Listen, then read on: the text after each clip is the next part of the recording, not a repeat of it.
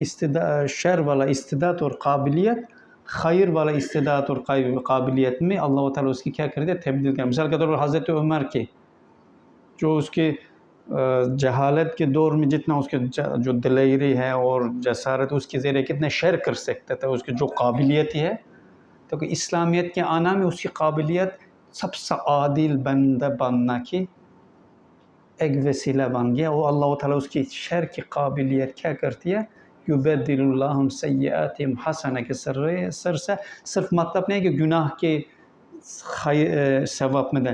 اصل یہ ہے کہ شر کی مثلا انسان کے اندر بہت شر کرنے کی تخریب کرنے کی قابلیت ہے، لیکن اگر وہ اللہ تعالیٰ کے بندگی کرے گا جو بھائی کہا اور اللہ تعالیٰ کی طرف متوجہ ہو جائے گا، انسان کو اندر کی شر کی قابلیت اور استعداد خیر میں تبدیل ہو جائے گا، اور وہ خیر کے ذریعے بھی